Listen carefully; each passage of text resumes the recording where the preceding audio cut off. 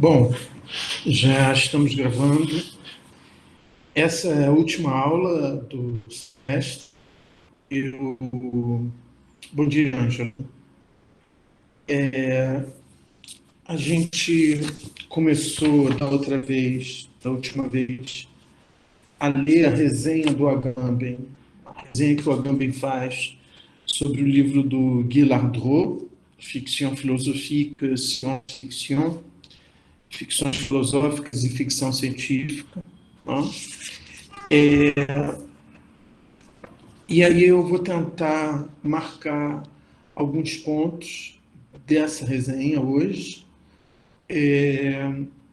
sobretudo os pontos dessa resenha que dizem respeito ao conceito de experiência, que eu acho que é isso que vai permitir que a gente faça uma articulação, né, entre esse texto agora, né, entre essa resenha e a questão que foi a questão que dominou esse curso, né, que é a questão da experiência, né, que é o problema da experiência, o conceito de experiência. Tá?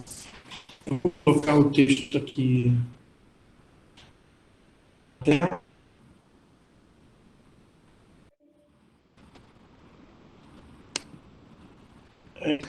Que, que eu não.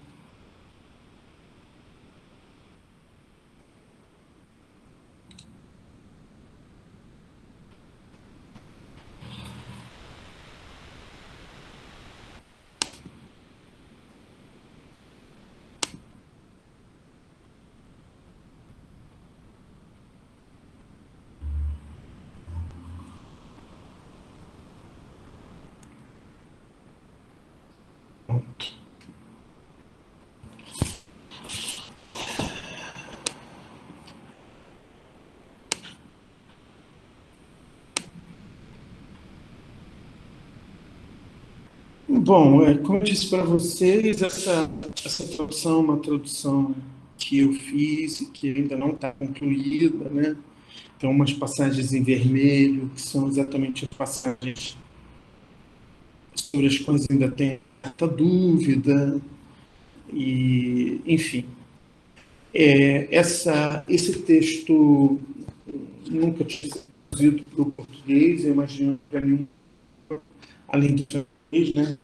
Que eu estou nesse livro, né? Eu já falei um pouco com vocês, né? E a gente a gente tinha começado a falar um pouco do início, e eu vou ser muito breve com relação a esse início do texto. Quer dizer, imagina, para a gente passar, então, para a discussão em torno do conceito de experiência e do que o Agamben vai trabalhar do conceito de experiência aí. Num certo sentido, vai ser essa discussão que vai permitir introduzir o Kant aqui, né? Ou seja, aquela passagem final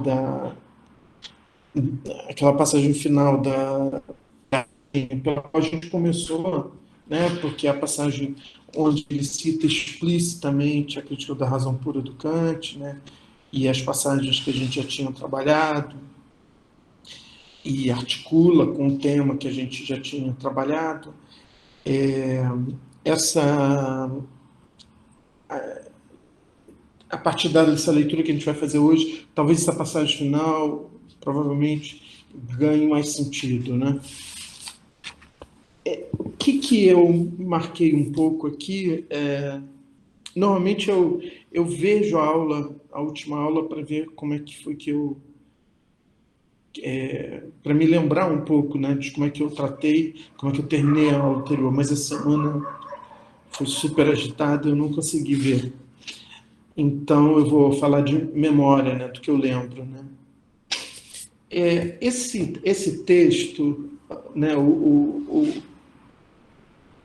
essa resenha que o Agamben faz, né, desse livro do Guy Lardreau, ele começa de um modo muito semelhante ao modo que ele começa a conferência a conferência que ele faz no colóquio Lacan com os filósofos, né, que ele faz no ano seguinte a essa resenha. Né? Essa resenha é publicada em 89, né? O livro do Guillardot é de 88, mas a resenha é publicada nesse livro em 1989, e no ano seguinte, em 1990, em maio de 1990, o Agamben participa do colóquio Lacan com os filósofos, e ele escreve um texto que tem um ponto de partida comum, que é essa ideia da tese das três letras. Né? Então, o Agamben, né, só retomando um pouco o fio do raciocínio da última vez, né, o Agamben, ele, para falar desse livro do Guillardot, ele primeiro situa o Guillardot no que ele chama de uma corrente importante de pensamento, né, uma corrente importante do pensamento francês daquele momento. Né? Estamos falando de 1989. Né? E ele depois, no final, o modo como ele tenta situar o Guillardot nessa corrente de pensamento é o que caracteriza esse primeiro momento da resenha que antecede a análise que ele vai fazer do livro do Guillardot propriamente.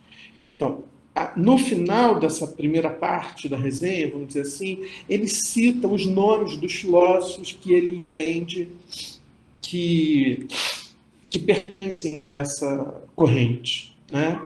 Esses filósofos são o Jean-Claude Milner, né, que é um linguista, filósofo. Né? Então, o Agamben entende que o Jean-Claude Milner faz parte dessa corrente. O Alain Badiou, o próprio Guillardot e o Christian Jambet. Né? Esses dois autores são autores pouco conhecidos no Brasil, acho que jamais foram traduzidos para o português. Né? O Jean-Claude Milner é um autor bastante traduzido no Brasil, vários livros dele já foram traduzidos, né? E o Alain Badiou é um dos maiores filósofos vivos. Né? Então, eu acho que dessa corrente de pensamento, o Jean-Claude Milner e o Alain Badiou são os principais nomes, né? Mas o Agamben entende que o Guillardot e o Christian Jambet também pertencem a essa corrente. E o que caracteriza essa corrente? O que caracteriza essa corrente do pensamento francês é que essa corrente, esses autores, esses filósofos, são filósofos que vão trabalhar com as categorias lacanianas de real, simbólico e imaginário. Né?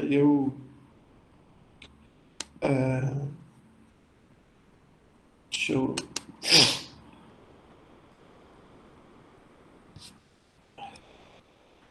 Isso que se chama de RSI, né? Real, simbólico, imaginário. Né? Então, existe, inclusive, o seminário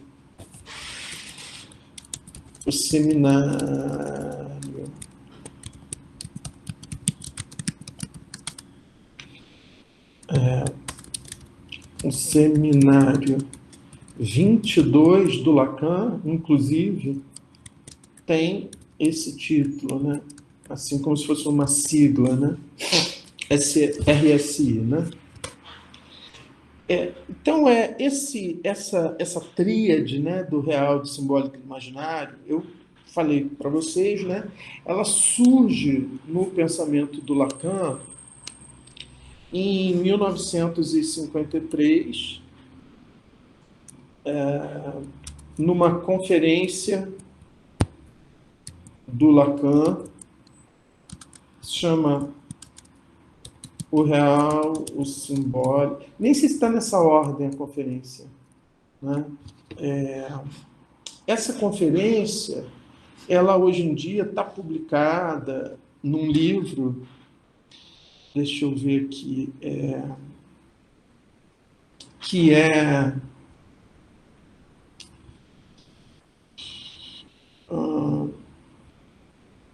Amazon, Lacan.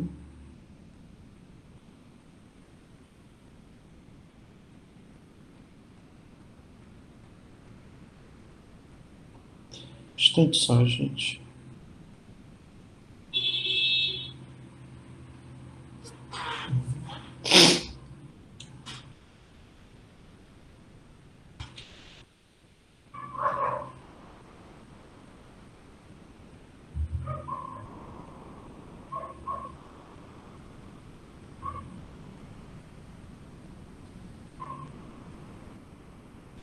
Hum.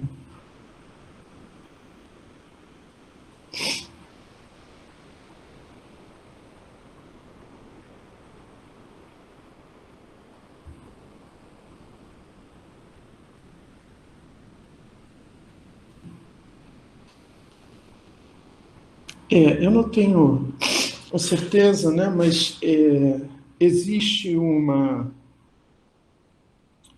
série de livrinhos.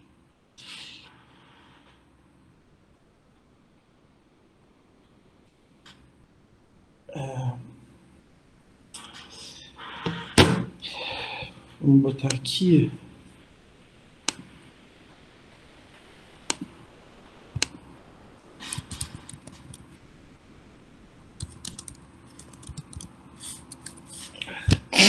Se vocês vão na Amazon,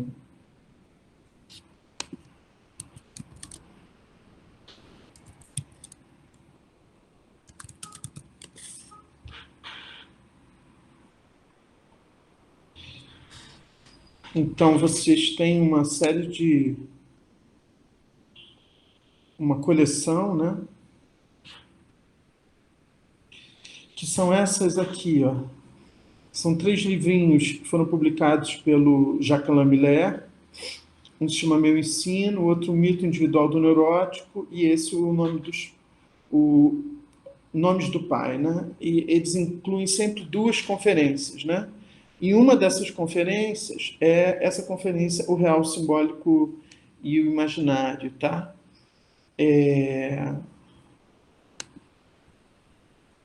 Então, mas assim, retomando aqui, quer dizer, então existe essa conferência que marca o início do ensino do Lacan, né? E que introduz essas 3 letras, essas 3 instâncias, essas 3 dimensões, e vocês veem que, por exemplo, aqui é quando começa o seminário 1 do Lacan, né? Ou seja, em 22 anos depois, né, no seminário de número 22, né, cada ano é definido por um número, né, ele ainda está trabalhando essa articulação entre essas 3 instâncias, né? Então, o real, o simbólico e o imaginário são conceitos fundamentais a partir dos quais o Lacan vai construir todo o seu ensino, toda a sua obra, todo o seu pensamento, etc., né? E o que o Agamben marca é que você tem esse conjunto de filósofos franceses aí da segunda metade do século XX que são marcados por esses conceitos lacanianos, né? Então, eles vão o tempo todo falar em termos de real, de simbólico e de imaginário, né? O que é o Lacan, eu chamei a atenção de vocês, né? O Lacan, ele vai aos poucos dando conta disso, né? Ele vai privilegiar a dimensão do imaginário no primeiro momento da sua obra, que é anterior a essa conferência, né? Vamos dizer que essa conferência é exatamente a conferência, o início do ensino do Lacan, que vai marcar a preeminência da categoria do simbólico, né? Nesse segundo momento, né? Que vai, eu diria, então, o imaginário,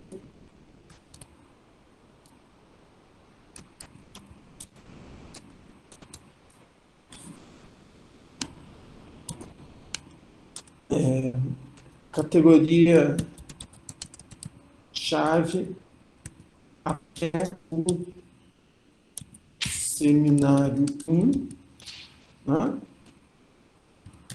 O simbólico, eu diria que a categoria chave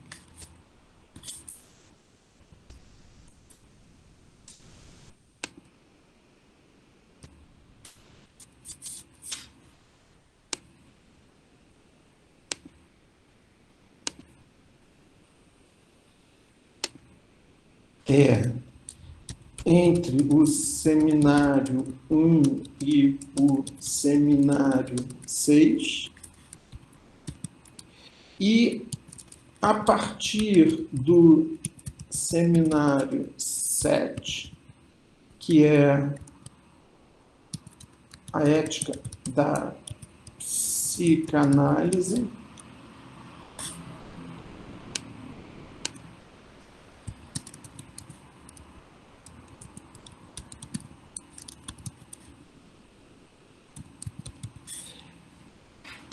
é só a partir do seminário 7 que o Lacan vai realmente começar a se debruçar sobre o conceito de real, né?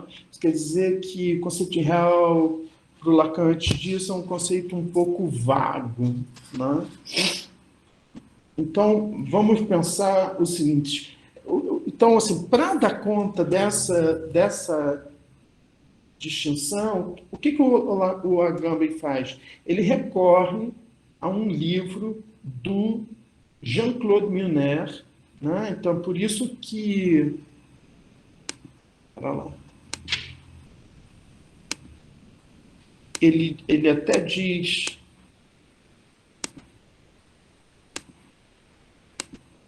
Ele até diz assim...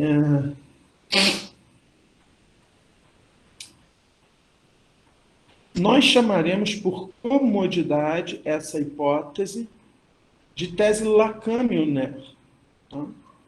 Ou seja, quando ele faz isso, ele diz, acrescentando ao nome daquele que a enunciou, Lacan, o nome daquele que lhe deu sua formulação sistemática, Milner. Né? Então, o Agamben ele não vai para o texto do Lacan para tentar entender o que é essa distinção entre real, simbólico e imaginário. Até porque é muito difícil, porque você não tem um texto do Lacan falando isso, com exceção dessa primeira conferência de 1953, né, mas ela é muito incipiente ainda, né, mas com exceção dessa primeira conferência, cujo tema é essa distinção que ele está introduzindo, você não tem um lugar onde o Lacan vai explicar essa distinção. Por quê? Porque essas categorias, elas são categorias que atravessam todo o ensino do Lacan.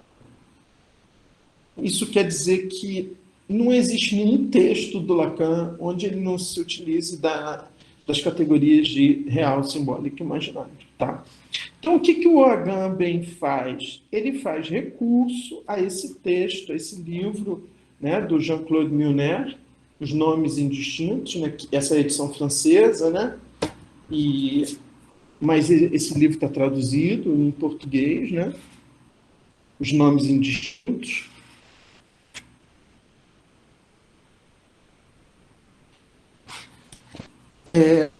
A edição francesa, ela é de 83, portanto, 6 anos antes desse escrever esse texto, né? E o que é isso? Isso aqui é, de um certo modo, o Jean-Claude Milner reescrevendo Lacan, de modo muito livre, se utilizando das... Então, assim, essa citação que o Agamben faz aqui, desse livro do Jean-Claude Milner, é exatamente a citação que abre o livro, né? Ou seja, o capítulo 1 do livro se chama RSI, E aí ele dá essa definição sumária disso que ele chama de suposições, né? Ou seja, são suposições, ou seja, essas categorias elas são suposições, né? São as três suposições, né? Embora o Agamben ele se contradiz um pouco, porque ele diz: nós chamaremos por comodidade essa hipótese de tese. O termo tese sublinhando aqui o fato de que não se trata propriamente falando nem de uma hipótese, nem de um postulado. Então ele diz que é uma hipótese, quer dizer, uma hipótese comum, né? Mas ao mesmo tempo ele não chama de hipótese, ele chama de tese. Tese das três letras, ou tese Lacan-Mionnet, né? Ou seja, porque quando ele chama de tese, ele acha que não se trata, propriamente falando, aí nem de uma hipótese, nem de um postulado. Embora ele não deixe muito claro qual seria a diferença entre essas três coisas, né? Mas o fato é que o Jean-Claude Milner ele trata isso como uma hipótese, ou seja, como uma suposição, né? Hipótese, suposição são palavras equivalentes, né? E aí ele dá uma explicação do que é o real, do que é o simbólico e do que é o imaginário, que é uma definição que eu considero um pouco complexa demais, um pouco complicada demais. Né? Então, se a gente pensa nessa distinção entre real, simbólico e imaginário, o que eu diria de um modo a simplificar? Ao real, todos nós estamos numa relação com o real, mas no caso dos seres humanos, essa relação com o real ela é mediada pela palavra e pela imagem. Então, nós não temos um acesso ao real bruto, vamos dizer assim. Porque, isso quer dizer, por exemplo, para o Lacan, os animais eles têm o real e o imaginário, os outros animais, né? Os animais não humanos, né? Então, por isso que ele vai trabalhar muito nessa primeira parte do ensino dele sobre imaginário, ele vai trabalhar muito com etologia, com comportamento animal. Ele vai mostrar como o imaginário ele é estruturador do mundo animal, né? Então, tudo aquilo que é da ordem da imagem é muito importante. Né? Você tem, no caso de determinados animais, processos de maturação que são disparados pela percepção de determinadas imagens, né? A própria a própria dinâmica do acasalamento, né? Cores, formas, tudo isso define muito o mundo animal. Só que no caso do ser humano, você tem um terceiro elemento aí, que é a linguagem, que é o simbólico, né? Ou seja, um elemento que quando você chama esse elemento de simbólico, né? Você está introduzindo aqui essa dimensão da convenção, né? Ou seja, por que eu estou dizendo isso? Porque a palavra símbolo, né? Que é uma palavra grega, né? Ela quer dizer literalmente isso, né? Originalmente símbolo tem a ver com o verbo simbalo, que é literalmente lançar em conjunto, né? Porque balo é o verbo lançar. Então, literalmente, simbalo seria colançar. Né? Então, é uma coisa que a gente tem que convencionar. Então, por exemplo, a referência mais primitiva é a ideia de que é um objeto que eu quebro em dois, um vaso, qualquer coisa, e aí cada pessoa fica com uma metade. E aí aquele símbolo, né, que é essa metade que eu fico, é um símbolo, essa metade, esse símbolo, ele é símbolo de um acordo que existe em nós, de um contrato, né, de um trato. E é um pouco isso que cada palavra é, que cada significante é, né? Ou seja, cada palavra, quando eu uso, você também usa, há um acordo, uma convenção ali, né? Ou seja, é um mundo, o mundo simbólico é um mundo que não existe, não é real, ou seja, ele depende de que os usuários desses símbolos, né, que são os significantes para o Lacan, né, que os usuários desses símbolos mantenham esse acordo, né? Então, cada palavra é um símbolo. Então, não, mas não só a palavra, né? Todos os objetos, eles são significantes na medida em que o sentido deles é alguma coisa definida através de convenções, né? Então, esse mundo simbólico, ele é um mundo fictício, mas ele é como se fosse uma ficção coletiva, né? Ele é um acordo coletivo, né?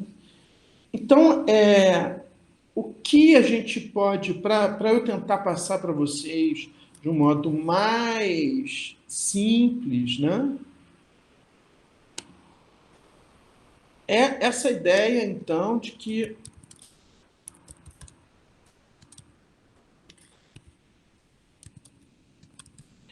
o real simbólico imaginário, para os seres humanos, eles estão sempre misturados, né?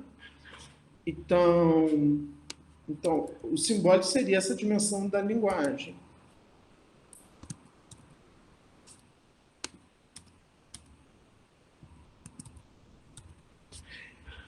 Então, eu sempre vou. E o real não tem como definir, né? O real é indefinível, né? Então, o que o Lacan vai dizer, né? E nisso ele está muito montado em cima do estruturalismo, ele está muito montado em cima do Lévi-Strauss, né? Essa categoria de simbólica ele traz muito da antropologia estrutural do Lévi-Strauss, né? Que já é uma aplicação da linguística saussuriana à antropologia, né? Uma certa teoria. Então, essa linguagem aqui, toda essa teoria do simbólico, ela está fundada na linguística, né?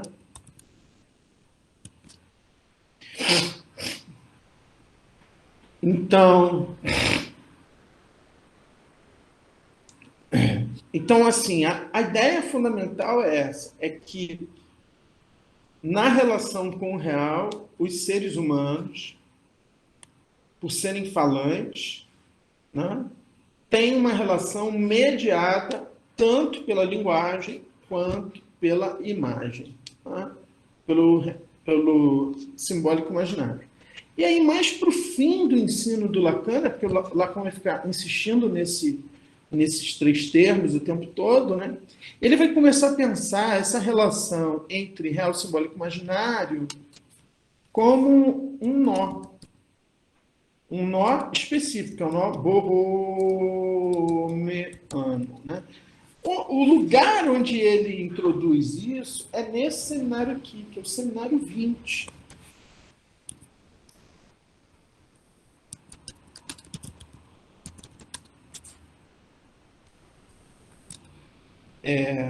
Em francês é encore, né? Em português foi traduzido como mais ainda, né? E é nesse cenário que ele introduz o uso dos nós e, sobretudo, de um nó específico, que é o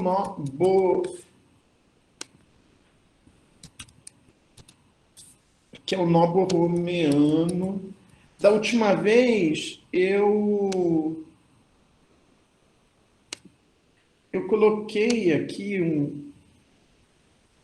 uma imagem, né?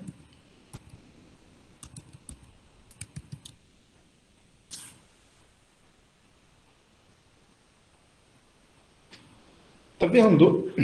Isso que é ou seja, o Lacan vai descobrir esse nó, né? Que é um tipo de nó específico, né?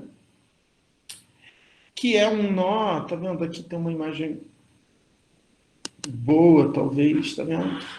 Ele é um modo de enodamento, quer dizer, então, se a gente pensar esses três registros como três rodinhas, três aros, né, três elos, eles estão colocados de um tal modo que se você for ver, por exemplo, esse aro aqui azul, ele não está preso ao aro vermelho, tá vendo?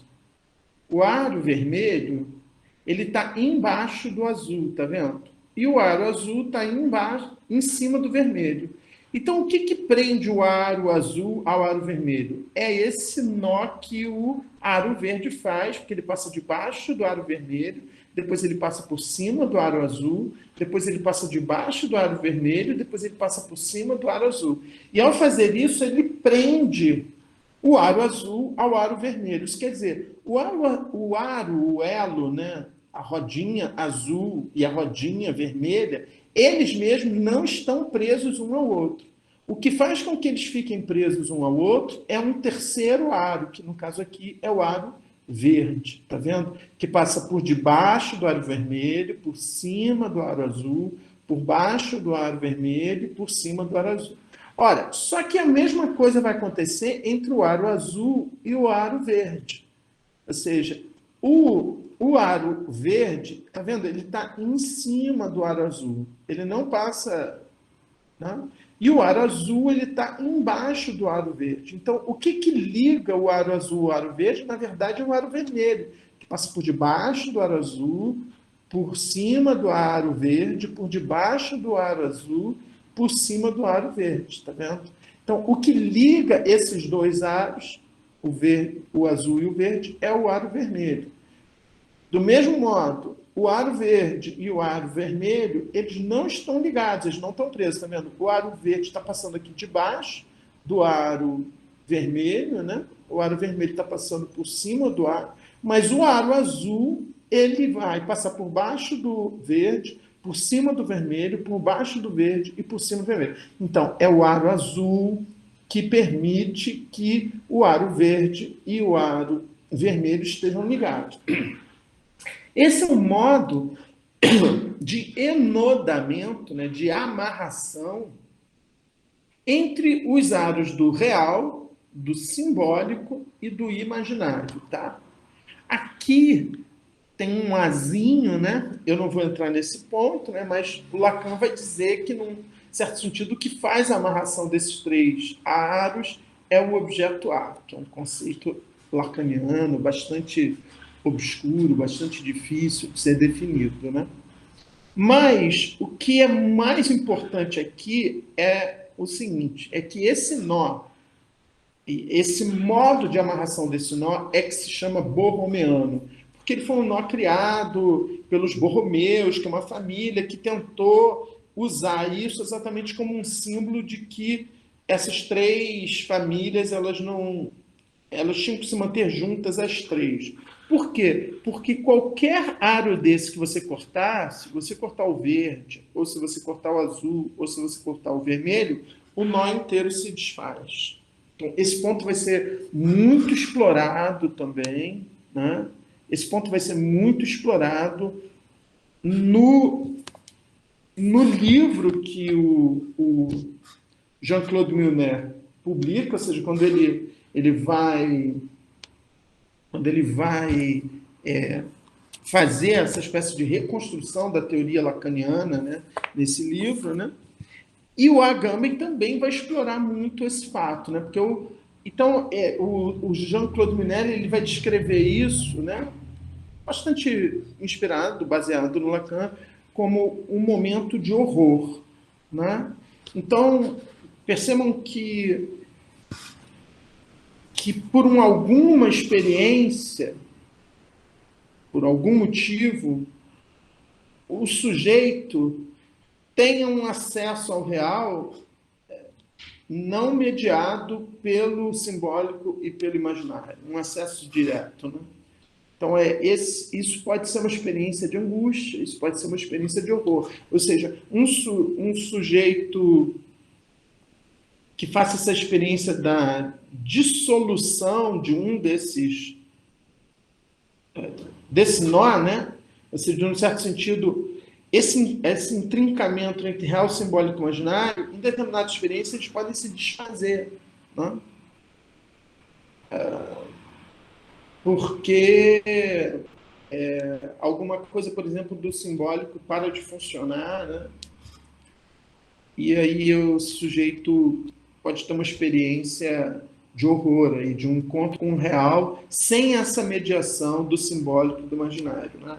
Então, é muito característico dessas experiências, né, experiências de angústia, que, por exemplo, o sujeito não sabe muito bem descrever o que aconteceu. Por quê? Porque exatamente ele não tem recurso nem ao imaginário, nem ao simbólico para falar disso, né? Exatamente porque essas três dimensões que estavam amarradas, de repente, se desamarram, né? Então, o Jean-Claude Milner, ele vai fazer uma tentativa de descrever como é que essas três dimensões estão amarradas e como é que elas podem também se desamarrar, né? Produzindo essa experiência de horror, né? Então, o Agamben, ele vai seguir um pouco isso num primeiro momento, mas logo ele vai fazer embora ele parta, então, nesse sentido ele é dependente do Milner, né, nessa aproximação da teoria dos três registros no Lacan, por isso que ele chama a tese de tese Lacan-Milner, né? Então, ele faz uma tentativa, né, de descrição disso, né, quando ele diz: a tese tem, como se sabe, uma particularidade. As três instâncias, ou canções, ou rodinhas que articulam, só valem pelo nó, dito borromeano, que topologicamente as ligas, né? Então, quando ele diz: pois as três letras não afetam três ordens distintas de objetos dotados de propriedades pré-existentes que as identificaria. Então, não se trata de uma dimensão da realidade que seja imaginária, ou seja, como se existissem entes imaginários e entes simbólicos e entes reais, né? Então, por isso que ele diz: não se trata, portanto, de uma tese ôntica, que divide três regiões do ente, né? Então, real, simbólico e imaginário não são três regiões do ente, né? Mas elas instauram antes um sistema de relações propriamente ontológicos, né? Então, a diferença entre o real, o simbólico e o imaginário não é uma diferença ôntica, não é uma diferença entre um ente e outro ente, entre uma mesa e uma cadeira, entre uma árvore e um prédio, né? Não é uma diferença ôntica, né? É uma diferença ontológica. E então, por exemplo, se a gente estivesse numa aula presencial, eu teria levado três barbantes e eu construiria, eu já fiz isso, já dei curso sobre isso, né? Então, eu pegava três barbantes e pintava um barbante de vermelho, um barbante de azul e um barbante de vermelho, e aí eu construía o nó na hora para as pessoas verem como é que isso, né? Eu não tenho como fazer isso, né? Por isso que é chamado uma rodinha de barbante, né? Só que o que o Agamben vai fazer? Muito rapidamente, ele vai dizer que essa distinção entre real simbólico e imaginário, ele vai fazer uma coisa que é muito surpreendente, que eu nunca tinha visto. Ninguém tem a coragem de fazer isso, né? Inclusive, eu, quando enviei esse texto para algumas pessoas, né, para alguns filósofos, inclusive alguns europeus que eu conheço, por exemplo, como Bernard Barras, né, que é um filósofo francês, que também trabalha com filosofia e psicanálise, ou então, quando eu mostrei, ele ficou impressionado com essa leitura que o Agamben faz aqui. Por quê? Porque o Agamben, ele vai pegar essa distinção entre real, simbólico e imaginário e vai dizer que isso, na verdade, essa distinção já está colocada em Aristóteles e no comentário de Aristóteles, né? Que foi feito desde a antiguidade, né? Então, porque, por exemplo, isso vai atravessar toda a Idade Média, é, a escolástica medieval, né? Porque, por exemplo, quando você colocar essa discussão sobre os universais, né? Que é a famosa querela dos universais, a questão dos universais, a querela dos universais, é saber se os universais são coisas, palavras ou conceitos, pensamentos, né? Então, e aí tem uns que vão achar que são coisas, né? Que os universais são reais, que eles estão no próprio ser, né? Tem outros que são chamados nominalistas, vão dizer que os universais são apenas nomes, palavras, né? E tem os que vão pensar que as categorias são apenas conceitos do pensamento, né? Então, o que o Agamben vai fazer? Ele vai reconhecer aí nessa discussão a, a, a estrutura do Lacan, RSI, né? Então, ele diz assim, ó, tomemos o comentário de Amônio a respeito das categorias, né? Amônio é um autor da antiguidade, né? Ele vai dizer assim, ele está falando das categorias do Aristóteles, né? Ele diz, uns pensam que o filósofo, né, Aristóteles, trata do que é dito. Ou seja, então que as categorias teriam a ver apenas com a linguagem, portanto, com o simbólico. Outros que ele trata antes do que é. Então, que as categorias seriam reais, estariam no real. Então, seria a dimensão do real. E outros ainda do que é concebido. Aí seria a dimensão do imaginário para o Agamben, né? Ou seja, do que é apenas pensado, né? Ou seja, das imagens que nós nos fazemos da realidade.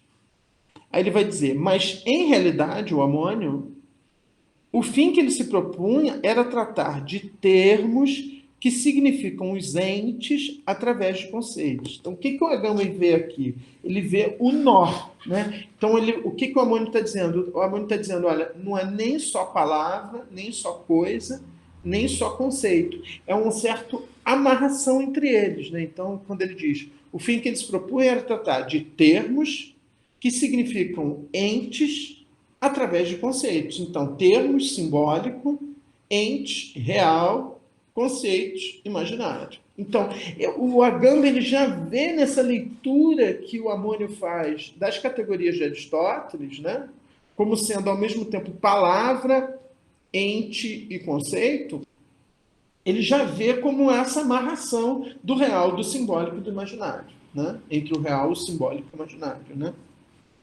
Ele diz, ou a parte object, né, se a gente descreve isso desde a perspectiva das coisas, os entes, enquanto eles são significados pelos termos através dos conceitos. Então, eu tenho aqui uma amarração entre o ente, o termo e o conceito. Ou, nos termos do Lacan, né, o real, o simbólico e o imaginário, né? Aí o Agamben diz, reconhecer-se-á facilmente tanto a posição das três rodinhas de Lacan-Milner, quanto a de seu entrelaçamento topológico, né? Então, ele vai dizer, o que ele vai fazer? Ele está situando o Lacan totalmente na tradição filosófica, como se o que o Lacan estivesse dizendo já tivesse sido pensado pela tradição filosófica desde Aristóteles, né? Então, depois ele vai falar também da carta sétima, né? Que é o texto ao qual ele volta sempre, né?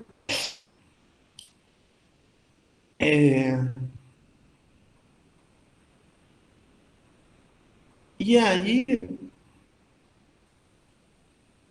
ele faz referência também ao Parmênides, e também ao comentário que Proclus faz, da carta sétima. Vou pular um pouco essa parte, né? E aí, para dizer o quê? Que esses três autores, o Milner, o Alain Badiou, o Ladreux e o Christian Jambert, eles, na verdade, ao se utilizar dessas categorias lacanianas, real, simbólico e imaginário, eles estão situados já de uma tradição mais antiga, que já está dada desde Platão e Aristóteles. Ou seja, o Agamben que ele faz é tentar pensar que essa distinção lacaniana entre real, simbólico e imaginário já está dada desde Platão e Aristóteles. Né?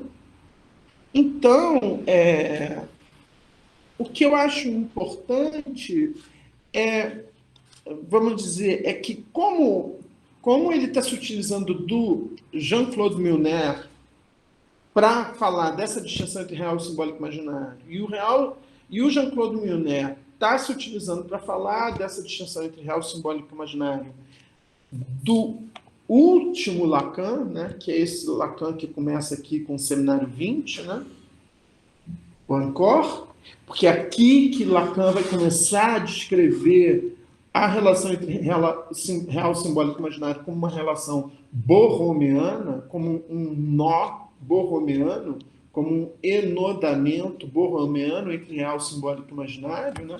Então, isso quer dizer que ele está pensando o quê? Ele está pensando que a relação para os seres humanos, os seres falantes, a relação entre o real e o simbólico, o real e o simbólico se dá pela mediação do imaginário, que a relação entre o imaginário e o real se dá pela mediação do simbólico, e que a relação entre o imaginário e o simbólico se dá pela mediação do real. Ou seja, que esses três registros, você sempre tem dois registros que só estão ligados, não estão ligados diretamente, mas estão ligados apenas um com o outro através de um terceiro. Né?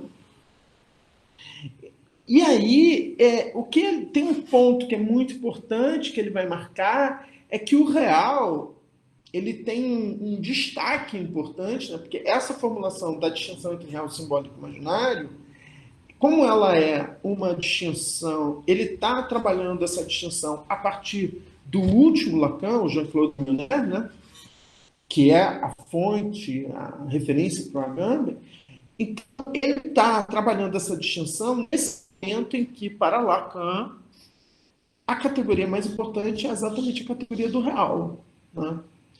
E aí ele vai chamar muita atenção para esse fato de que o real ele é não só um dos elos do nó, uma das rodinhas do nó, mas ele também é esse momento em que o nó se desfaz, em que há o desenlace, vamos dizer assim, né? Porque no momento em que há o desenlace, eu não tenho mais a mediação do simbólico e do imaginário na relação com o real. Então, eu faço uma espécie de encontro com um real não mediado pela imagem e pela palavra. Né? Então, o real ele designa, ao mesmo tempo, um dos elos, né, desse nó, mas ele também designa o próprio momento de desamarração, né? De desenlace, vamos dizer assim. Né? E esse ponto é um ponto que o Jean-Claude Miner explora muito, né? Mas também o Agamben vai explorar. Né? Por que, que isso é importante? Porque, num certo sentido, o conceito de experiência que o Agamben vai encontrar no livro de Ladreux, que ele vai começar a analisar aqui, é que a experiência é fundamentalmente uma experiência do real. Né? Então, é esse aí que a gente tem que explorar no comentário que o Agamben faz. Tá? Vamos fazer um intervalo aqui. Alguém tem alguma questão, pergunta a colocar antes da gente fazer um intervalo?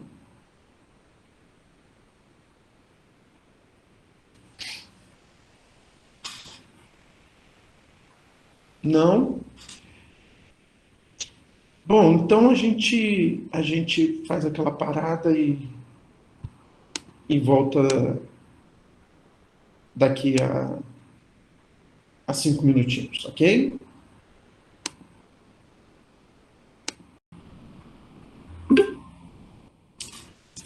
Bom, eu ia passar agora, então, assim, o H essa primeira, isso que eles chamam de uma cartografia, né, dessa corrente de pensamento, né, na qual ele vai situar o Lardreau, né, e acho que ele tem que fazer isso antes de abordar a leitura desse último livro na época do Lardreau, né. Então vou colocar de novo aqui o texto na tela.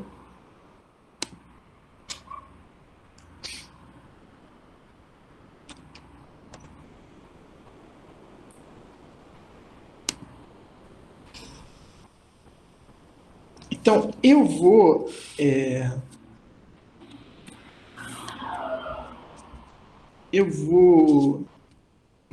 enviar algumas passagens do texto da resenha que tocam no ponto da experiência, né? Por quê? Porque acho que vai ficar claro, né, que é esse tema da experiência que ele já estava trabalhando nos outros textos, né? Que ele já estava trabalhando no comentário que ele faz do Kant. É esse tema da experiência que, na verdade, atraiu ele para o livro do Lardreau, né? Obviamente, me parece, né? Então, quando ele diz assim, ó, quando ele diz assim, ó, o que está em jogo é inteiramente algo teorético e concerne ao estatuto da experiência em filosofia e de uma experiência tal que o discurso filosófico ele próprio seja aí a cada vez posto à prova, né? Então, para ele, o que está em jogo no livro do Lardreau é esse estatuto da experiência em filosofia e de uma experiência tal que o discurso filosófico ele próprio seja aí a cada vez posto à prova, né? Então, o que é a experiência em filosofia, qual é o estatuto da experiência em filosofia e, e uma experiência em que nessa experiência o próprio discurso filosófico é posto à prova, é colocado em questão, né? Então ele faz uma citação bem longa aqui, né, de uma passagem e nessa passagem eu também gostaria de né? Ele para justificar isso, né, que ele afirmou antes, né, que está em jogo no livro é o Estatuto da Experiência e Filosofia, ele faz essa passagem onde, de fato, o Guy Lardreau fala,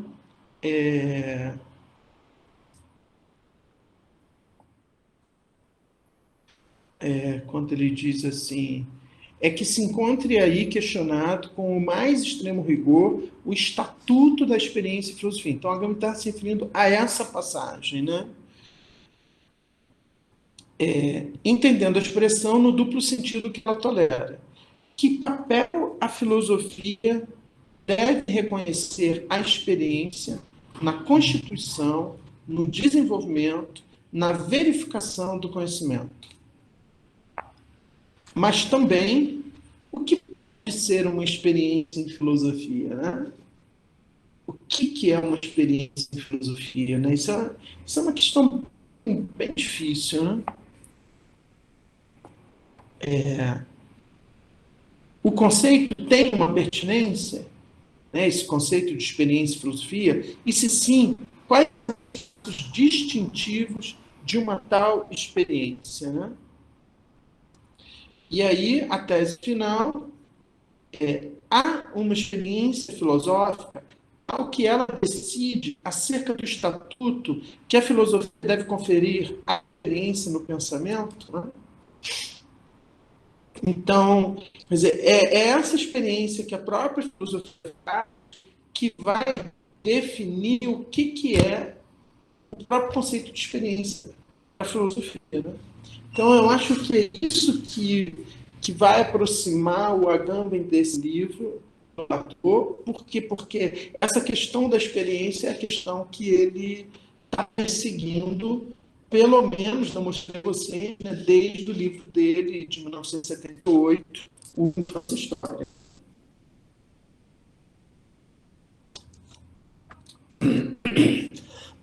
E é um conceito que volta, né, com muita força nesses anos exatamente, né, no prefácio que ele vai escrever para esse livro, para a tradução francesa desse livro, nesse prefácio que a gente já viu juntos, né, onde ele faz a referência ao Kant, esse prefácio que ele escreve no mesmo ano que ele está escrevendo essa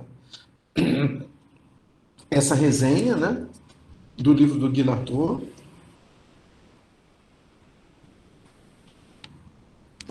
Então, o que é a primeira tese do livro do Latour? Né? A primeira tese do livro do Latour é que uma tal experiência existe, né? E que a ficção é o lugar em que ela se constrói. Né? Então, aí é que vai entrar esse conceito de ficção desse filósofo, né? Por isso que o livro chama Ficções Filosóficas e Ficção Científica. Né? Quer dizer, então ele vai sustentar que o lugar da ficção na filosofia é exatamente o lugar da experiência, né? Ou seja, ou melhor, é a ficção é o lugar em que a experiência filosófica se constrói, né? Então, um conceito muito próprio de ficção, que a gente não vai poder se aprofundar nele aqui, né, esse conceito de ficção do Guy Latour, né, o mais importante é o modo como ele articula isso, a questão da experiência filosófica, ou da questão da experiência de filosofia, ou da concepção filosófica de experiência. Né? Então ele diz, a primeira tese do livro é que uma tal experiência existe, que a ficção é o lugar em que ela se constrói. O próprio dessa experiência é com efeito que ela não é nem impossível de jure, nem de fato possível. Né? Então, ela não é nem impossível de direito, nem possível de fato. Ela representa, por essência, uma possibilidade imaginária, isto é, da ficção. A ficção constitui, assim, para a filosofia, um experimentum crucis. Né? E aí o Agamben usa a expressão em latim, experimentum crucis, que é a mesma expressão que ele vai usar lá no texto sobre a Ingeborg Bachmann. Né? Ele já tinha utilizado, né, no ano, em maio de 1989, né, no mesmo ano, então ele... E é exatamente essa experiência crucis, né, que ele vai chamar, que é um crucis, né, essa experiência crucial, né? Só que o autor está chamando isso de ficção. Tá?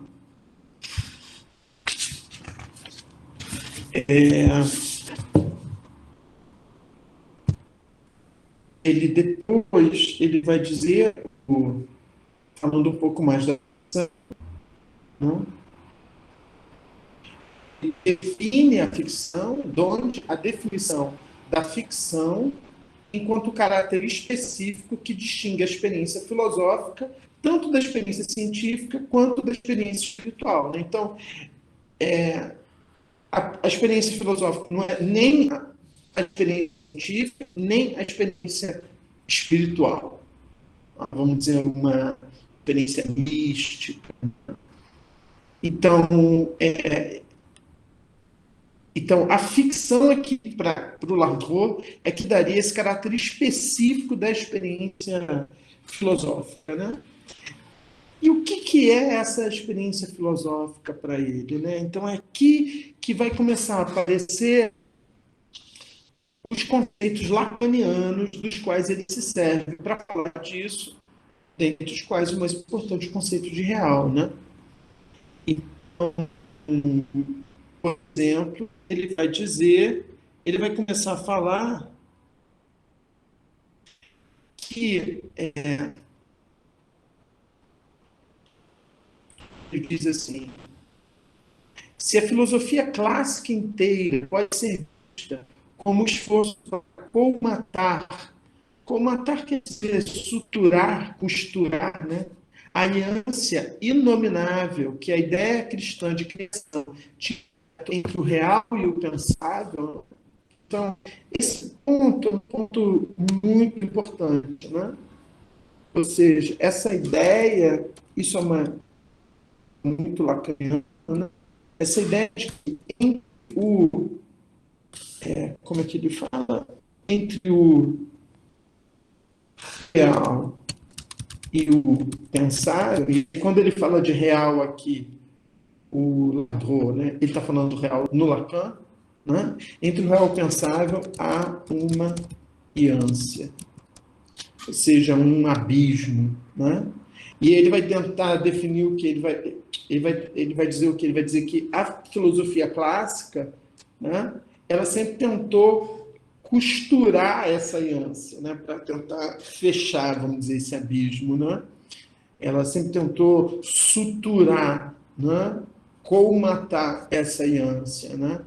Enquanto que, na verdade, para ele, como a gente pode dizer também para o Agamben, como a gente pode dizer também para o Lacan, a experiência é exatamente uma experiência dessa ânsia, né? Então, entre o real e o pensável, há uma ânsia, há um abismo, né? Ou seja, o real ele não se reduz ao pensável, né? Então, quando ele diz se a filosofia clássica inteira pode ser vista como um esforço para comatar a ânsia inominável que a ideia de cristã de criação tinha aberto entre o real e o pensável, a existência, a essência, isso é o Agamben, né? Não é menos verdadeiro que para Lardot, né? Há uma diferença fundamental entre os pensadores para os quais essa ânsia não chega jamais a se suturar, para os quais algo sempre insiste de um real irrepresentável, né? Então, quando ele fala disso, de um real irrepresentável, ele está falando do real para o Lacan, né? Então, se existe alguma coisa no real de irrepresentável, isso quer dizer que tem alguma coisa no real que sempre vai resistir a essa completa captura pelo pensamento, né? Então, e é isso que é o real. O real é exatamente esse resto, né? Isso que resta, né, do esforço de representação do real, né? Então,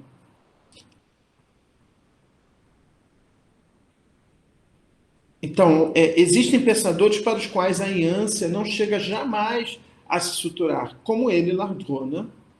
Para os quais algo sempre insiste de um real irrepresentável, através de duas teses solidárias de uma contingência radical do mundo e de sua irredutibilidade à razão. Então, essas duas noções, elas são meio, para ele, quase que equivalentes, né? Essa questão da contingência, né?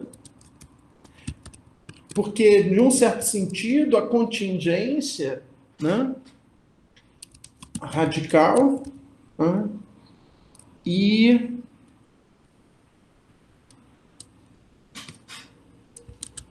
irredutibilidade do real à razão. Ou seja, é exatamente o caráter. Isso é uma coisa que já está marcado, no certo sentido, desde Aristóteles, né? Quando Aristóteles cria, de certo modo, o conceito de contingente, de contingência, né? O contingente é aquilo que escapa a todo e qualquer necessidade, a toda e qualquer racionalidade, né? E é por isso que o Aristóteles ele vai aproximar o, o contingente do não ser.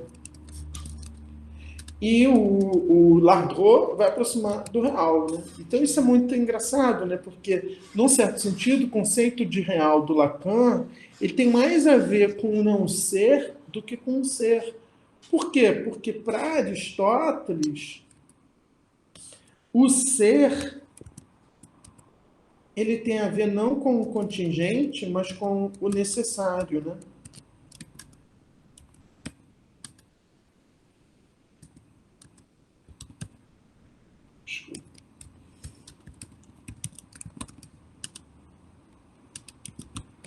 Né? Então, num certo sentido, o real tem mais a ver com o não ser. Por exemplo, Aristóteles vai pensar o não ser como tendo a ver com a matéria. Né? Então, o real tem mais a ver com a matéria. Né? Por quê? Porque o ser, para Aristóteles, vai ter a ver com a forma, né? Portanto, com o universal. Então, essa dimensão da contingência, ele também é muito importante, né? Por quê? Porque isso vai estabelecer uma relação entre a experiência e a contingência, né?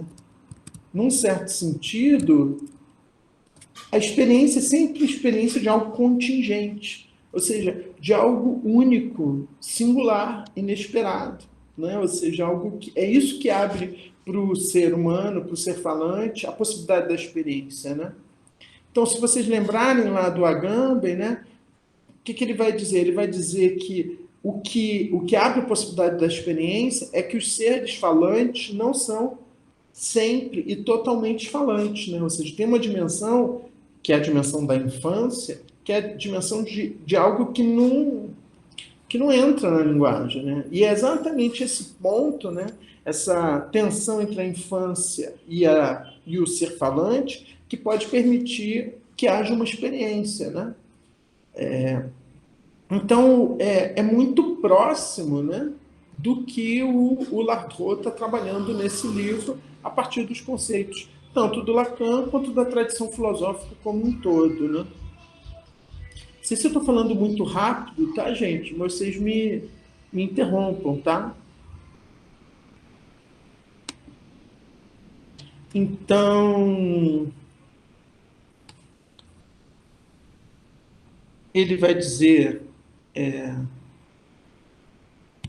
se há contingência, ao contrário, se o ser é irredutível ao necessário, né, diferentemente do que acreditava Aristóteles, né, que para ele o ser estava totalmente do lado do necessário, né, mas o Lardon vai dizer, se há contingência, se o ser é irredutível ao necessário, se o possível tem um peso positivo, pelo qual ele tem pretensão de existência, se há desengate, decrochage entre a razão e o real, né?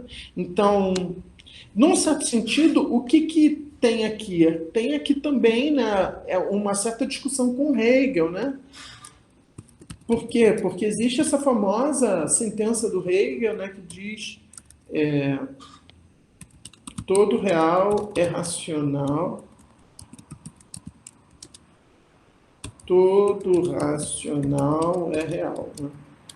Então, o Lardreau vai dizer, ao contrário, né,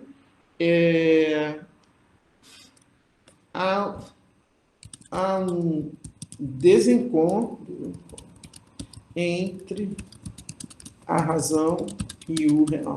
Né? Então, ele vai trabalhar o tempo todo com essa tensão, né? Ou seja, o real, né,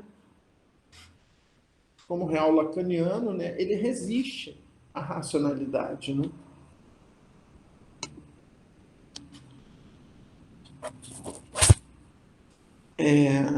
Aí ele diz, e que seja, ao mesmo tempo, impossível dar razão de tudo o que é, né? Então, ele introduz aí essa dimensão do impossível lacaniano, ou seja, é impossível racionalizar todos os acontecimentos, né? Quer dizer, é isso que a ideia de contingente. A ideia de contingente é a ideia de um acontecimento irredutível à racionalidade, à necessidade, né? Puramente contingente, né? Então, para ele, a ficção pode ser definida como a forma de pensamento que se ajusta à contingência, né? Então, esse conceito de ficção é bem enigmático, né? Mas, de qualquer modo, para nós o que é importante é que que ele entende isso como se existisse uma forma de pensamento que pode se ajustar à contingência. E é esse o lugar da experiência em filosofia, né? É o lugar de uma experiência dessa contingência irredutível à racionalidade, né? Então ele vai dizer, o Agamben dizendo, é na ânsia entre o real e o pensamento que a ficção tem, portanto, seu lugar próprio. E a ficção, você então pode dizer, a experiência tem o seu lugar próprio, né? É nessa ânsia entre o real e o pensamento, né? E aí aqui ele já introduz, né, no texto, né, a referência ao Kant, né? Ele diz, ter-se-á reconhecido, mesmo que Lardreau não o evoque jamais explicitamente, o tema kantiano do limite, né?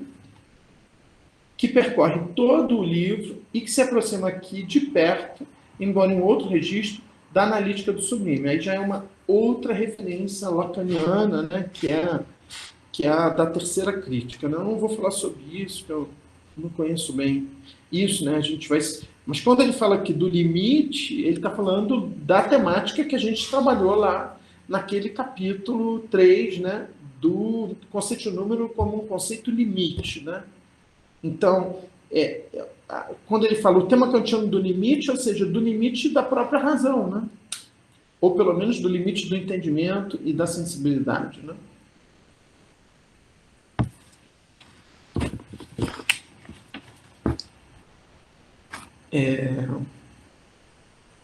Então, ele faz mais uma citação, né, do Guy Lardreau aqui.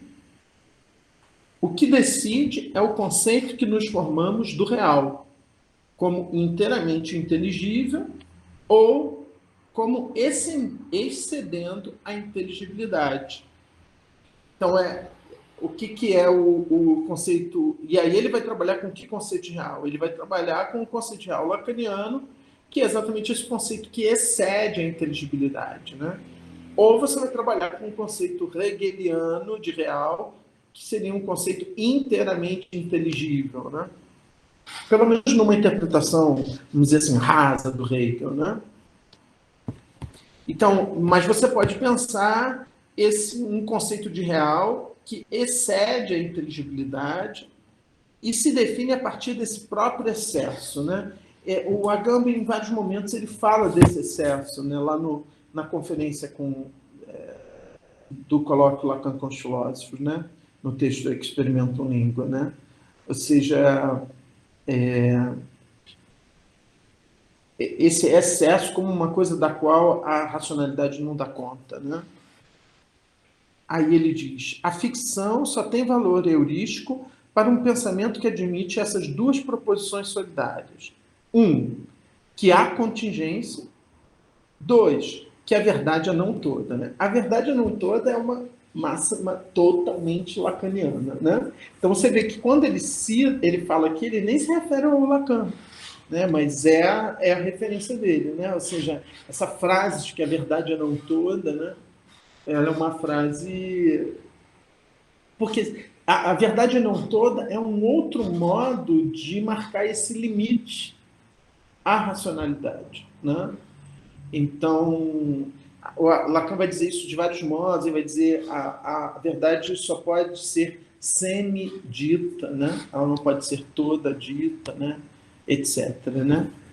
Então, ele vai dizer a ficção só tem valor heurístico para um pensamento que admite essas duas proposições solidárias. Que há contingência e que a verdade é não toda. O que quer dizer ainda que nós não podemos ter uma relação absoluta com o absoluto. Então, de novo, uma certa referência ao Hegel, né? Esse conceito de absoluto do Hegel, que seria um pouco essa coincidência entre real e racional, né? Então, enquanto que nessa perspectiva hegeliana de uma coincidência total entre real e racional, o Lardreau, inspirado no Lacan, vai falar de uma não coincidência entre a razão e o real, né?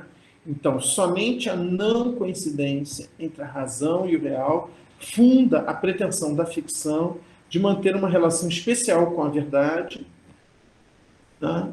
E que essa verdade é entendida como não toda, né?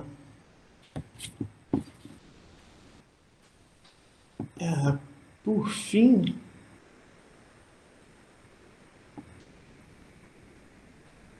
ele vai dizer, o Agamben cita uma outra passagem dele, né, muito lacaniana, quando ele diz: toda inteligibilidade tropeça em um resto, um remanescente, que lhe impede de terminar. Esse resto é o próprio real. Então, isso também é uma coisa muito lacaniana, né? Essa definição do real como resto, né?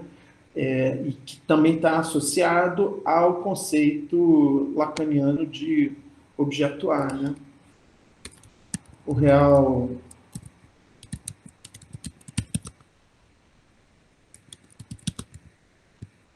é isso. Isso é um dos modos que nós temos para pensar, né, o objetuar, né? Então, num certo sentido, você pode dizer, aqui no nó, né, é que o que faz, em última instância, a ligação entre esses três registros é esse objetuar enquanto esse resto inapreensível, né, por nenhum dos três registros, né? É exatamente esse resto que mantém a, a ligação entre os três registros, né?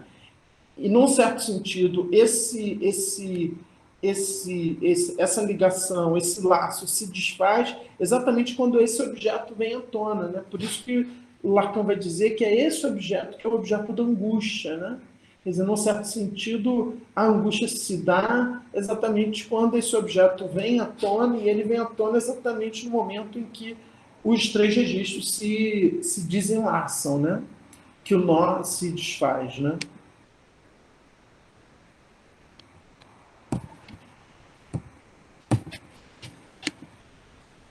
Então, ele vai dizer, o Guillardot, toda inteligibilidade tropeça em um resto, um remanescente, que lhe impede de terminar. Esse resto é o próprio real, né? E mais no final, como o que não se diz nem se compreende, né? Então, quando ele diz isso, não se diz nem se compreende, ele está marcando um limite tanto para o simbólico quanto para o imaginário, né? Ou seja, esse impossível é um impossível de ser dito e um impossível de ser compreendido. Portanto, é um impossível de haver discurso sobre isso, de haver linguagem sobre isso e de haver imagem sobre isso, né? Então, por isso que esse objeto, que é o objetuar, ele é um objeto tanto impossível para o imaginário quanto para o simbólico, né? Ele é um objeto que não se deixa traduzir nem em imagem, nem em palavra, né? Mas, ao mesmo tempo que ele não se deixa traduzir nem em imagem, nem em palavra, é exatamente isso que vai amarrar o imaginário e o simbólico ao real, né? Aí, o que é bem interessante, um comentário que o Agamben faz, quando ele diz assim: face a esse resto, só há três opções possíveis.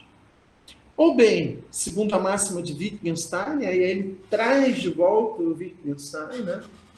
Que ele, né? Eu trabalhei isso, né? Acho que foi um dos textos que eu coloquei para vocês traduzirem, né? Que foi o resultado do curso do semestre anterior, né? Faça esse resto, há três opções possíveis. Ou bem, segundo a máxima de Wittgenstein, A ética impõe que não se diga nada sobre isso, né? Então, que é o conceito de ética do Wittgenstein como um calar sobre isso, porque isso é impossível de ser dito, né? Então, é exatamente esse ponto onde a linguagem e a imagem falha que a ética advém, né? Tanto para o Wittgenstein, a gente pode dizer, quanto para o Lacan e para o Agamben, né? Ou bem, e esta é a posição da gnose, o grito que Mani lança ao mundo, o que não se pode dizer é preciso gritá-lo, né? Enquanto que para Wittgenstein o que não se pode dizer é preciso calá-lo, né? Nessa tradição, que é a tradição da gnose, o que não se pode dizer é preciso gritá-lo, né?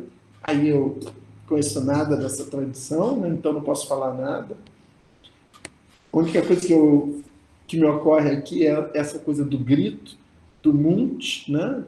Do pintor, né? Esse quadro famosíssimo, né? No certo sentido, o grito do Munch, ele sempre passa essa ideia de que aquele grito é fruto de um encontro com o real, né? De um encontro com esse resto, né? Ou bem, enfim, e esta é a tese de Lardreau, o que não se pode dizer, já que devemos dizê-lo, podemos dizê-lo. Isso é uma frase do aqui é uma mistura do Kant com o Lacan, né? Porque o Kant vai dizer assim, se eu devo, eu posso. E o Lacan vai dizer o contrário, ele vai dizer, se eu posso, eu devo, né? Então, essa formulação do Lardreau, ela vai trabalhar com essas referências, né? Então, ou seja, mesmo isso que eu não posso dizer, eu devo dizer, de algum modo. Né? Mesmo que fique marcado nesse dizer essa impossibilidade. Né?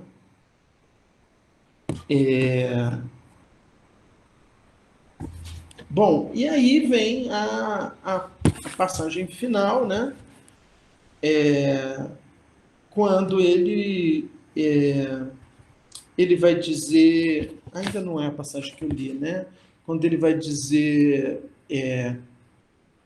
o Agamben vai dizer, o que está em jogo de verdade no livro é nada menos que o estatuto do real em sua relação com o pensamento, né? Então, o real no sentido lacaniano, né? E mais abaixo, ele vai dizer,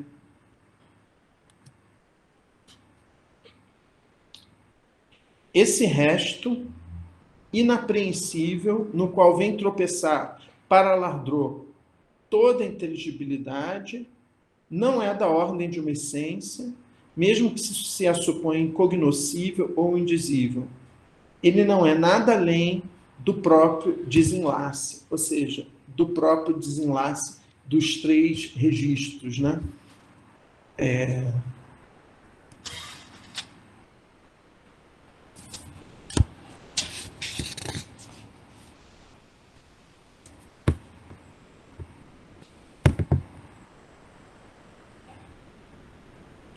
Aí o Agamben fala, assim, vemos-se desenhar claramente a aporia constitutiva da tese de Lacan-Milner, que quer que o real seja suposto ao mesmo tempo como uma das três rodinhas ou como um instante do seu desenlace. Eu chamei a atenção disso, né?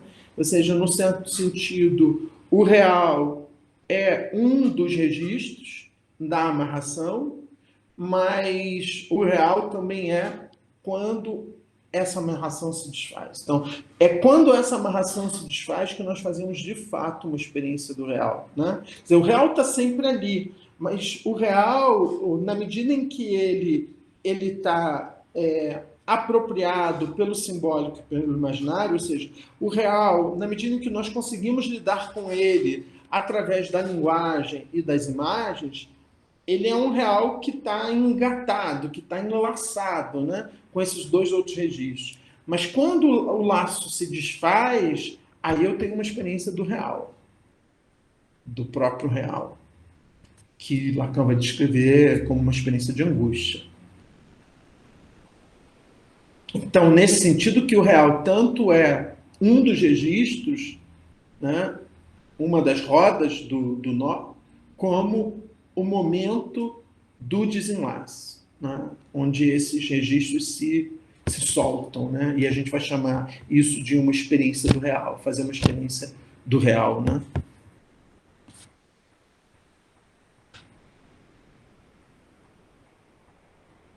Então ele fala isso de novo, assim.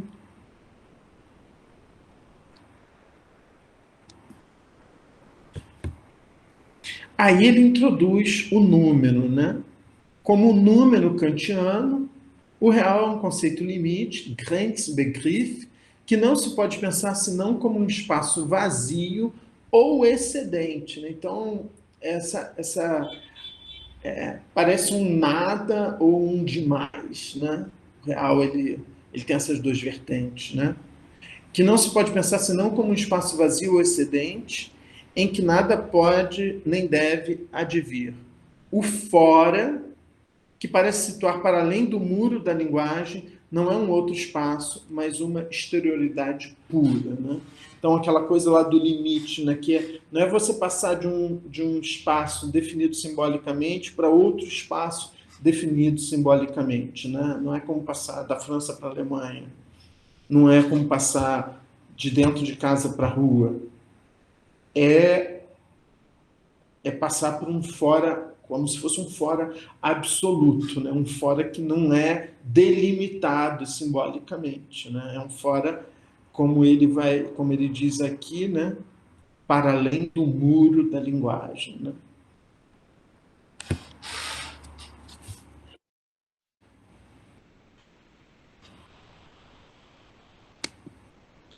Instante só.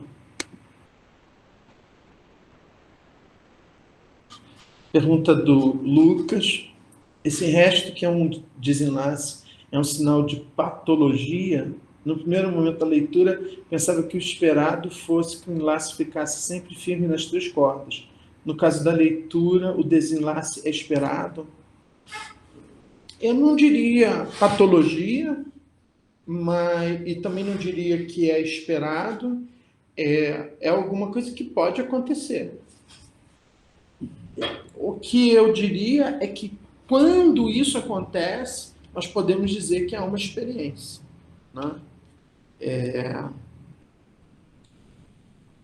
Eu acho que a gente não deve chamar isso de patológico.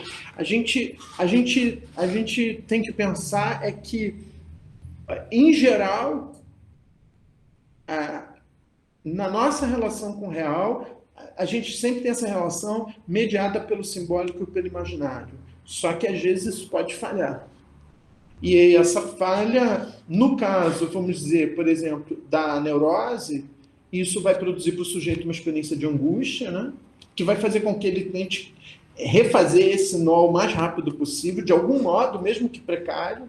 Mas, por exemplo, no caso da psicose, isso pode produzir um desenlace que, que pode chegar ao ponto desse sujeito nunca mais se constituir de novo. Né? Ou seja, ele pode fazer uma nova amarração. Né? Então, por exemplo, o Freud ele achava que o delírio na psicose ele tinha essa função de tentar refazer o laço, né? Construir um novo laço, né?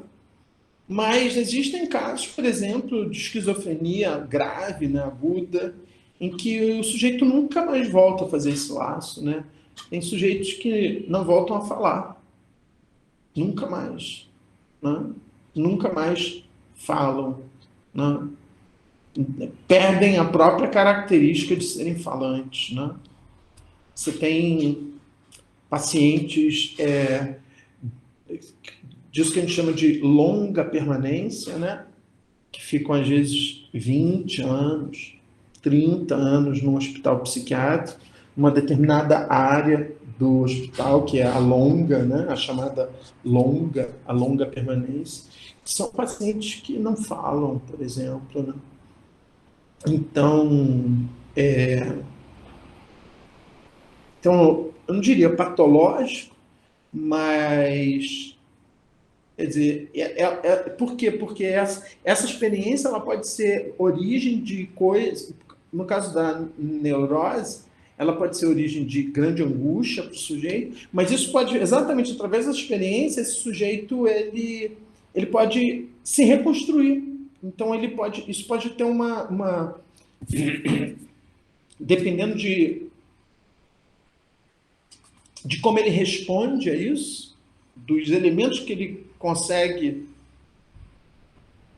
juntar para poder reconstruir isso de um outro modo, esse desenlace ele pode ser positivo, bastante positivo, né? Isso pode fazer com que o sujeito produza uma amarração inédita, né, com o real. Então, não necessariamente patológico, né? Eu não diria patológico, né? Mas, de qualquer modo, é a experiência de um fora, né? Só que aí é que, por um outro lado, é essa experiência do fora que pode permitir o quê? Pode permitir o experimento língua, né? Ou seja, pode permitir esse sujeito falante que ele faça a experiência do seu ser falante, ou seja, que ele desnaturalize, que ele pare de confundir a linguagem com o real, né? Ou seja, que a própria linguagem apareça para ele, né? Então é isso um pouco o que o Agamben diz aqui no finalzinho. Ele diz: poderíamos ter desejado que o problema kantiano tivesse sido tematicamente abordado no livro, ou seja, porque isso é o interesse dele, né? Então ele acha que o que ele está tentando pensar a partir da questão do limite, né, no Kant, está presente de algum modo no livro do Guy Lardroux, né? Então poderíamos ter desejado que o problema kantiano tivesse sido tematicamente abordado no livro, pois a posição kantiana da razão pura pode muito bem ser considerada, assim como o próprio Kant o faz no prefácio à segunda edição da Crítica, como uma experiência perfeitamente simétrica, né? Experiência que o Kant não chama de experiência, né? A gente viu isso, né? O Agamben até lá na conferência do colóquio Lacan com Chilosofo, ele explicita isso, né? Quando ele diz que Kant não chama isso de experiência, né?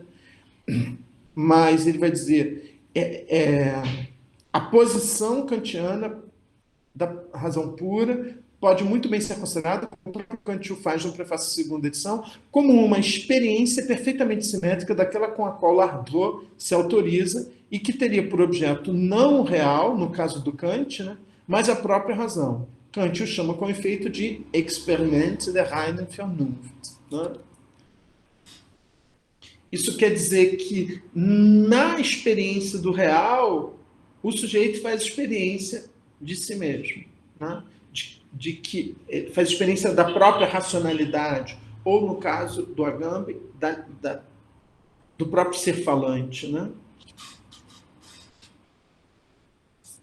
Então, se a ficção é uma experiência que a filosofia faz sobre si mesma, né?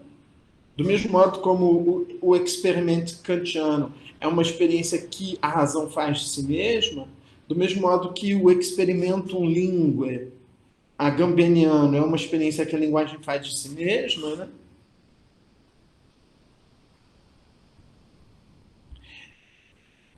Então, se a ficção é uma experiência que a filosofia faz sobre si mesma, a tarefa com a qual Lardroux irá, sem dúvida, se ver confrontado é aquela da elaboração de uma ficção que possa dar conta do próprio nó e de seu desenlace, enquanto real do nó. Então, o real do nó é o desenlace do nó.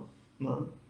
Por quê? Porque é um momento que o nó aparece como sendo apenas um nó, portanto, algo que pode ser desfeito. Né? Ou seja, assim como no experimentum linguae, eu me dou conta do meu ser falante, mas como uma coisa que não dá conta do meu ser, né? Porque eu não sou totalmente falante. Né? Quer dizer, ali eu encontro um limite da minha própria experiência da linguagem. Né? E esse limite é o próprio real. Né? Então, mais embaixo ele vai dizer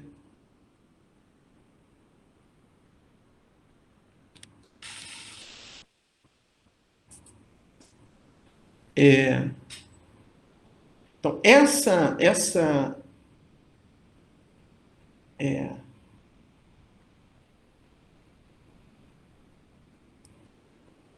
então, mas assumindo sem resignação e até o limite da esquizo, que se abriu nessa separação, né, entre a ciência e o pensamento, ela deverá tomar por objeto, como o experimento kantiano, não a relação entre o real e a razão, mas a própria falha dessa relação, o irrelatum. Né? O irrelatum quer dizer a não relação, ou seja, tem um ponto ali que é um limite dessa relação entre o real e a razão, que aponta para uma não relação, que é, no caso do Kant, isso para que ele aponta com o conceito de número. O que é o número? O número diz respeito a isso que está fora da relação com a razão.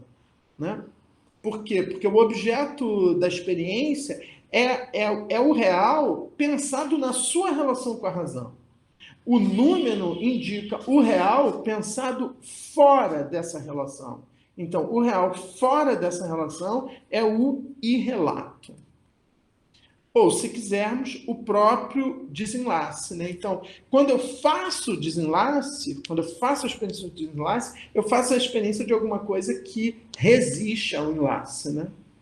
É isso que é o real do nó. Né? Aí ele diz assim, é o final, é o único lugar onde aparece a expressão experimento link. Pode ser em razão do estatuto eminentemente simbólico, pode ser em razão do estatuto eminente do simbólico entre as três rodinhas que uma tal experiência deva passar pela língua e se constituir como um experimentum limpo. Né?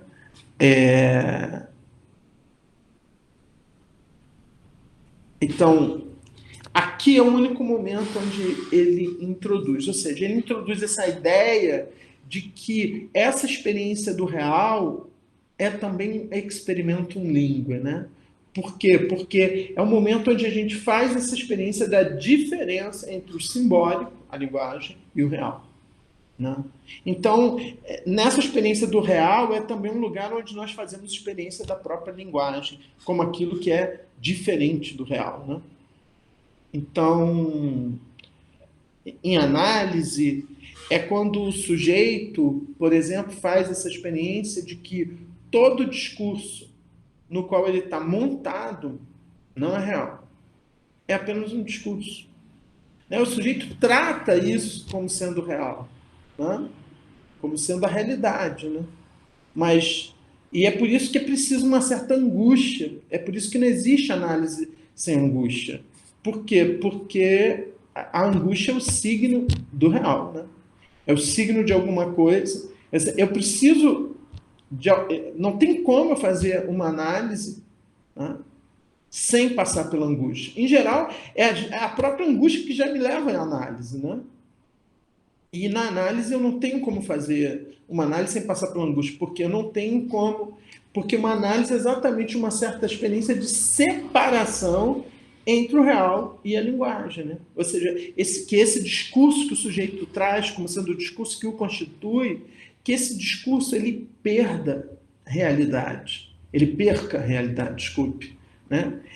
É preciso que ele perca a realidade. Né? É preciso que ele apareça para o sujeito com o estatuto de discurso apenas que ele é.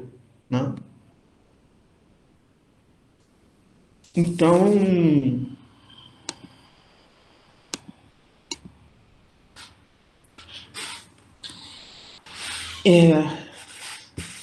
eu não sei se vocês gostariam de colocar alguma questão, né? Mas com isso eu dou conta desse texto, mais ou menos, né? Foi uma leitura meio rápida, mas eu pretendo no semestre que vem continuar trabalhando isso e aí poder ir lá para a conferência, né? Da qual nós lemos só 2 itens, né? Então, no próximo semestre, ir para essa conferência, ler o resto dela, entendeu? E aí a gente vai ter que voltar sobre alguns pontos que são pontos em comum comum entre a conferência e essa resenha, né, que ele faz sobre o Guy Lardot, né? Alguma questão, pessoal? Professor, eu tenho uma questão. Eu Sim. tive uma lembrança da aula do período passado e me deu uma curiosidade. Eu lembro do senhor falando quando você teve com o Agamben, ele teve um certo incômodo de ser relacionado, de voltar a ser relacionado com Lacan. Aí, vendo essa aula, eu não lembro exatamente porquê, e eu queria relembrar isso, porque que ele tinha esse incômodo posteriormente. Porque, mas isso também é um mistério para mim, né? Eu só tenho especulações em torno disso, né? É, porque, na verdade, eu acho que o incômodo dele não é com o Lacan, eu acho. O incômodo dele é com a psicanálise. É uma coisa estranha. Por isso que eu digo, a relação do Agamben com a psicanálise é uma relação muito ambígua. Por quê? Porque, ao mesmo tempo que ele tem uma relação de proximidade com Freud, com Lacan, mas ele tem uma relação, eu não sei se muito influenciada pelo Foucault e pelo Deleuze, de crítica à prática psicanalítica, né? Então ele é uma pessoa que ele nunca fez análise, né? Eu perguntei isso para ele quando a gente se conheceu em 2005 e ele disse que não, disse que ele era incurável. E então assim, eu então ele tem uma relação ambígua, né? Porque ao mesmo tempo que ele tem uma relação de admiração, né, pelo Lacan e pelo Freud, e ele se utiliza deles, né? Ao mesmo tempo ele tem uma relação de crítica à prática psicanalítica, né? E porque uma vez ele me disse que psicanálise não era Lacan, assim, que as pessoas faziam psicanálise não era Lacan, né? Mas assim, então eu acho que isso acabou produzindo um efeito nele que fez com que essa referência à psicanálise fosse sumindo da obra dele. Ela era muito forte no início, mas ela a partir de um determinado momento, eu diria que depois dessa conferência de 1990, ela praticamente desaparece. Ela vai fazer um aparecimento ou outro através do Freud, né? Quando ele for pensar a questão da origem, né? Mas é pouco, né? É pouco. Ela tinha uma presença muito mais forte. Nos 20 primeiros anos da obra dele, entre 1970 e 1990, eu acho que a psicanálise é uma referência forte. Mas depois ela começa a sumir do texto e essas referências passam a ser bastante raras, né? Mas eu também não sei, para mim é um enigma. Isso pode ser explicado talvez pela influência Foucaultiana, deleuziana, porque é exatamente isso. Por exemplo, do mesmo modo que nesse momento a psicanálise é uma referência forte, há uma ausência total de referência a Foucault e Deleuze. Não existe referência a Foucault e Deleuze nesses primeiros 20 anos da obra do Agamben, né? E aí, exatamente nesse momento em que o Foucault, sobretudo, né, mas também o Deleuze, tornam referência para o Agamben, é nesse momento também que a psicanálise meio que desaparece, né? Então, pode ser, mas isso é totalmente especulação minha, né? Eu acho que a gente, quando pensa a relação do Agamben com a psicanálise, com o Lacan, sobretudo, né, que é o meu interesse, essa relação é uma relação ambígua, né? Ela é uma aproximação, um afastamento. Agora, o que é inegável, e talvez seja exatamente isso o problema, é que, como a gente vê nesse texto, há uma proximidade muito grande entre o pensamento dele e Lacan.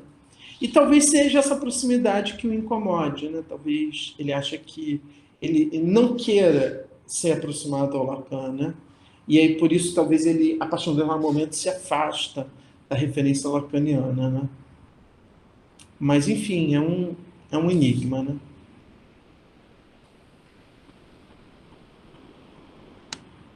Obrigado, Bom, professor. nada. Eu vou interromper a gravação aqui